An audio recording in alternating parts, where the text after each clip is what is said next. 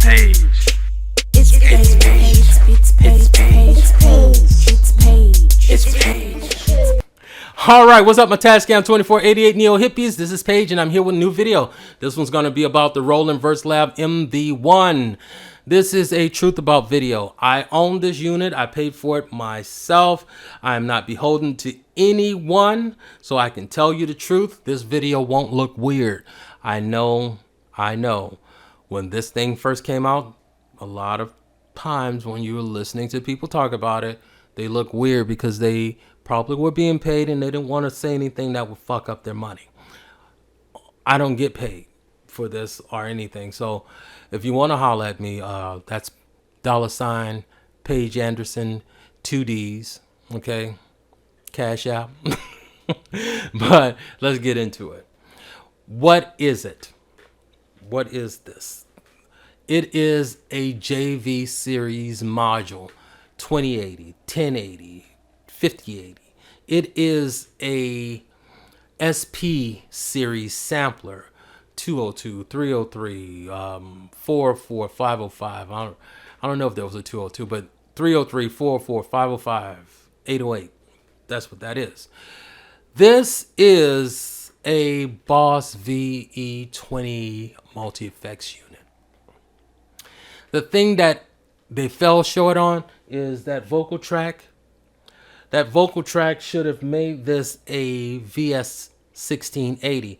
The vocal track should have functioned like a kit track, allowing you to level up and down, pan, EQ, and effect each pad like it was a track of its own. This unit has 1 minute 3 seconds of sample time on the sequence side and about 4 minutes on the song side. When I purchased, before I purchased the unit, I thumbed through the manual on the internet, and I really did think that that vocal track would function like a kit track. There's some hidden features where you can have a bunch of clips and do a whole lot of really interesting things with, but the sequencer is like a TR-808. It, 16 steps, and when you get into edit mode, you can't nudge things and know where you nudge them. It has a STA function where it can be a flam or a scatter or something, but it doesn't say like this is like if I hit edit and this is beat 1, and this note is more closer to an eighth than it is to the actual 1, so you can either move it to a 16th or you can move it back to 1. It doesn't do that. And when you are hustling, because I'm a beat maker, I'm hustling, and I have clients come by and I need to just make one little change. I can't just do that on the fly without looking crazy because it's not designed like that. No undo or redo. No seriously easy way of erasing parts. Erasing little pieces of a part that you played.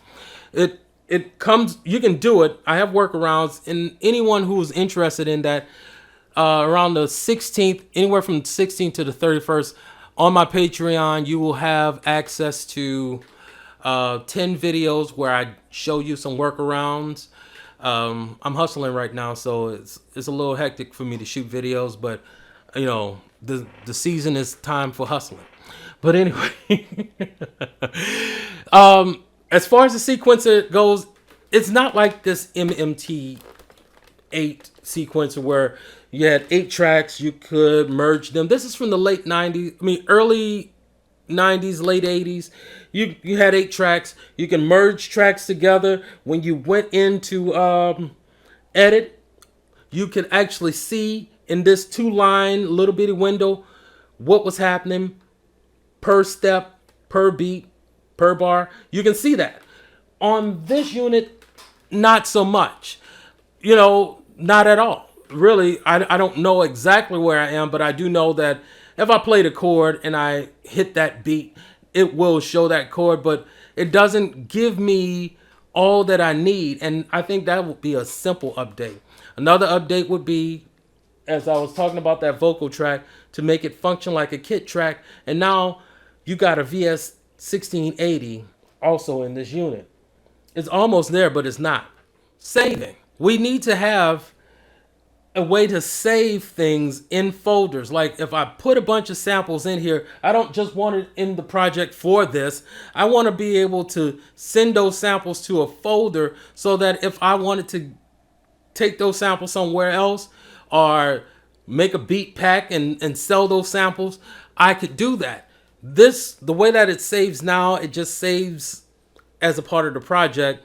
And I found a workaround for that too. But the idea is that all of these workarounds, this is 2021. Some of these things should just be here because of GP, general purpose. You know, if this is going to be a dog killer, it has to kill dogs. It can't just, you know, it seems rushed.